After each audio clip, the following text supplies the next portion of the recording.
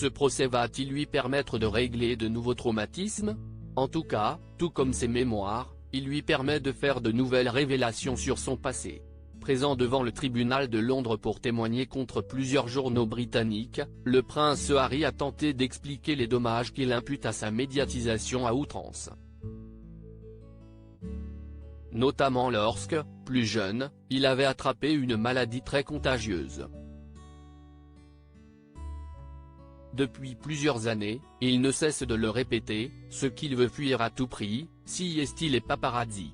Traumatisé par la mort de sa mère Lady Diana, dans un accident de voiture après une course-poursuite dans Paris avec des photographes, le prince Harry a ensuite vécu une adolescence compliquée sous l'œil constant des journaux qui ne lui passaient rien, même pas ses erreurs de jeunesse. Et est-il justement cela qu'il est venu défendre à Londres cette semaine? Après avoir attaqué un grand groupe de presse, il était devant la haute cour mardi 6 juin pour expliquer à quel point les médias avaient été durs avec lui. Si l'avocat de la défense a été très persuasif sur le fait qu'il n'y a aucune preuve que les patrons de l'époque aient piraté ses messages téléphoniques comme il le prétend, il a toutefois pu parler de cette maladie grave qui avait été révélée dans les médias et l'avait couvert de honte. En 2002, en effet, le prince a 18 ans et profite de la vie comme n'importe quel jeune adulte. Il découvre notamment les romances d'un soir ou de plusieurs semaines, avant de rencontrer Chelsea Davy, sa première petite amie sérieuse. Mais un jour, la mononucléose lui est diagnostiquée. Si elle n'est pas mortelle, cette maladie est tout de même très gênante, elle fatigue beaucoup le malade pendant plusieurs mois, jusqu'à ne plus pouvoir sortir de son lit dans les cas les plus graves.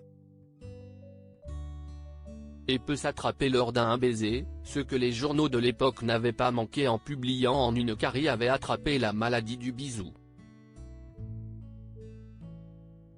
Un terme difficile pour lui, surtout que tout son lycée avait été mis au courant en quelques minutes. L'école tout entière semblait savoir, plus personne ne voulait m'approcher et j'étais devenu l'objet de moqueries. J'étais misérable, a-t-il expliqué avant d'ajouter qu'il avait été taquiné sans fin après que les journaux se soient assurés que le pays entier soit mis au courant du diagnostic. Sur écoute ou non? Un épisode qui le conforte dans le fait que les journaux l'aient mis sur écoute, puisque selon lui, outre son entourage proche, personne n'était au courant. Les tabloïds publiaient quotidiennement des articles sur moi qui étaient souvent faux mais saupoudrés de détails véritables, et je pense désormais qu'ils les ont glanés de messages interceptés, a-t-il ajouté.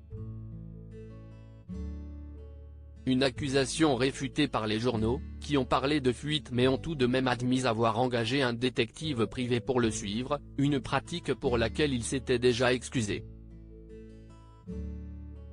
En tout cas, le procès, qui concerne également l'agissement des médias quelques années plus tard, lors de l'arrivée de Meghan Markle, devrait encore durer quelques jours.